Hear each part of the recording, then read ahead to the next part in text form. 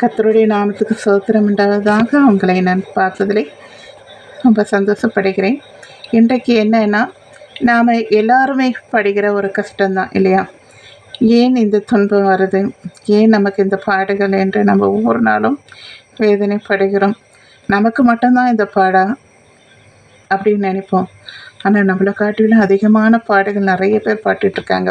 ஒவ்வொருத்தருடைய கதைகளையும் கேட்டால் நம்மளால் முடியாது. அந்த அளவுக்கு ஒவ்வொருத்தரும் கஷ்டப்பட்டுட்ருக்காங்க இல்லையா? நான் கூட சின்ன வயசுலேருந்தே கஷ்டந்தாங்க. பல கஷ்டங்கள் தாங்க முடியாது. என்னை பார்க்கிறவர்கள் சொல்வார்கள், பிறந்த வீட்டில் கஷ்டப்படுகிறவர்கள் புகுந்த வீட்டில் நல்லா இருப்பாங்கம்மா என்று சொல்லுவாங்க. நீ புகுந்த வீட்டில் நல்லா இருப்பம்மா ரொம்ப அப்படின்னு சொல்லுவாங்க. ஆனால் என்ன நடந்தது தெரியுங்களா? புகுந்த வீட்டில் என்ன நேர்ந்தது என்றால், பிறந்த வீட்டிலே காட்டிலும் புகுந்த வீட்டில் 2 மடங்கு கஷ்டம். தாங்க முடியல, செத்து போயிடலாமா என்று கூட நினைத்தது கூட உண்டு. அவ்வளோ பாடுகள், வேதனைகள், கஷ்டங்கள், கண்ணீர். தினந்தோறும் அழுவேன். என் கண்ணீரை துடைக்க ஒருவரும் பூமியில் இல்லை. ஆனால் தேவன் என்னோடு கூட இருந்து இன்னைக்கு நினச்சா கூட ரொம்ப கஷ்டமாக இருக்குது. அவ்வளோ பாடுங்க. தாவீது சொன்னார் பார்த்தீங்களா, என் கண்ணீர் என் தலைக்காணி படுக்கையெல்லாம் நினச்சிட்டேன் அப்படின்னு. ஒவ்வொரு நாளும் நான் என் தலைக்காணியெல்லாம் நினச்சி உண்டு. பெட்ஷீட்டில் நான் தொடச்சிட்டே இருப்பேன். நைட்டெல்லாம் தூக்கமே வராது. எப்போ நைட்டு வந்தாலும் பயமாக இருக்கும், பகலாக வந்தாலும் கஷ்டமாக இருக்கும். நாளைக்கு என்ன நடக்கும் அப்படின்ற மாதிரிலாம் வியாதிகள், பிரச்சனைகளும் நிறைய பாடுகளும் உண்டு. ஒரு வீட்டாரே சத்துரு என்று சொல்வார்கள் இல்லையா? அது மாதிரி நிறைய பாடுகள்லாம் உண்டு. அந்த இடத்துல எல்லாம் ஆண்டவர் என்னை உதவி செய்திருக்கிறார். நான் நடந்து வந்த பாதைகள்லாம் திரும்பி பார்க்கும்போது, இந்த பாதையில் நான் வந்தேன். எப்படி வந்தேன்? கரடு முரடு, மேடு பள்ளம், முற்கள் நிறைந்த பகுதி, அபாயம், பசி, பட்டினி, வியாதி. இதிலே நான் எப்படி நடந்து வந்தேன் என்று நான் யோசிக்கும் போது, தேவன் என்னோட கூட வந்ததுனால்தான் என்னால் நடந்து இருக்க முடியுது என்று நினைக்கிறேன். சில நேரங்களில் நடக்க முடியாத நேரங்களில் என்னை அவர் தூக்கி சுமந்திருக்கிறார், தூக்கி நடந்து வந்திருக்கிறார்.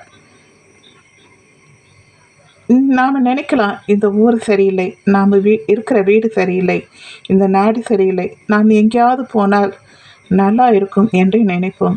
எங்கே போனாலும் இந்த உலகத்தில் தானங்க இருக்கிறோம். இந்த உலகத்திலே உபத்திரம் உண்டு. நான் உலகத்தை ஜெயித்தது போல நீங்களும் செய்யுங்கள் என்று இயேசு கிறிஸ்து சொல்லுகிறார். அதனால் இந்த உலகத்திலே எங்கே போனாலும் நாம் இந்த உலகத்தில் தாங்க இருக்கோம். பாடுகள் நிறைந்த இந்த உலகத்திலே நாம் கடந்து தான் ஆக வேண்டும். பச்சை மரத்துக்கே இந்த பாடுன்னா பட்டமரமாகி உங்களுக்கு எத்தனை பாடு என்று ஆண்டவர் சொல்லுகிறார். இயேசு கிறிஸ்துவுக்கே அவ்வளோ பாடு என்றால் நாமெல்லாம் எந்த மூளைக்கு? நாம் இந்த உலகத்தை ஜெயிக்க தான் செய்ய வேண்டும். எல்லாம் வரும். உடம்புல இந்த சரீரமாகிய இந்த சரீரத்தில் இருக்கும்போது வியாதியோ எல்லாமே வரும். இந்த உலகத்தில் இருக்கும்போது உற்றார் உறவினர்களோ குடும்பத்தினர் எல்லாம் வீட்டிலும் நமக்கு பாடுகள் உண்டு. வெளியே இருந்து வராதுங்க. நம்ம வீட்டிலே சத்துரு, உன் வீட்டாரே சத்துரு என்று சொல்கிறார் இல்லையா? அதே போல் நம்ம வீட்டுக்குள்ளேயே இருக்கும். அதனால் நம்ம எல்லாவற்றையும் ஜெயிக்கிறவர்களாக இருக்கணும்னா ஆண்டவரை இறுக்கமாக பற்றி கொள்ளுங்கள். அனைதினமும் உங்களை ஒப்பு கொடுங்கள். ஆண்டவரே, என்னை நீர் இந்த உலகத்திலே கடந்து வர எனக்கு உதவி செய்யுங்க அப்படின்னு சொல்லிட்டு உங்களை ஆண்டவர்கிட்ட ஒப்பு கொடுங்க.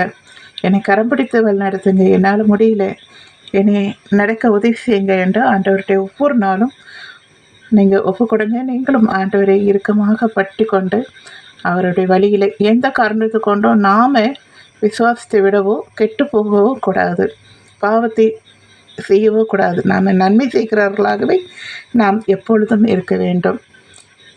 சோர்ந்து போகாமல் நாம் நன்மை செய்கிறவர்களாக இருக்க வேண்டும். மற்றவர்களைப் போல நாம் இருக்கக்கூடாது. சரிங்களா? இந்த உபத்திரத்தில் இந்த கொஞ்ச நாள் தான் நமக்கு ஆயுசு நாட்கள் இல்லையா? 60 மிஞ்சி போனால் பலத்தின் நிமித்தமாக 80 இப்படி தான் வரும்.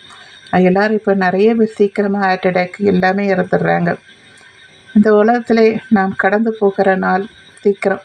அதனால் இருக்கிற நாட்களிலே நாம் பரிசுத்தமாய் வாழ்ந்து இந்த பூமியில கடந்து போக வேண்டும். அதனால் எந்த உபத்திரவத்துக்கும் நீங்கள் பயப்படாதீங்க, கலங்காதீங்க. இந்த சரீரத்தை கொல்லுகிறவர்களுக்கு நீங்கள் பயப்படாதீங்க. உங்கள் ஆத்மாவின் சரீரத்தை கொல்லுகிறவருக்கே பயப்படுங்கள் என்று வேதவசனம் சொல்லப்பட்டிருக்கிறது.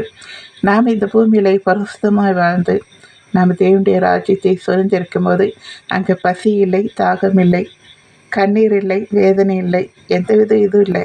அதனால் இந்த உலகத்திலே வாழுகிற நாள் எல்லாம் நாங்கள் பரிசுத்தமாக வாழ்ந்தது பரலோக ராஜ்யத்திலே சந்தோஷமாக எப்பொழுதும் ஆண்டவரோட சந்தோஷமாக இருக்கிற அந்த நாளை நினைத்து நாம் நன்மை செய்கிறவர்களாகவே இருப்போம். சரிங்களா?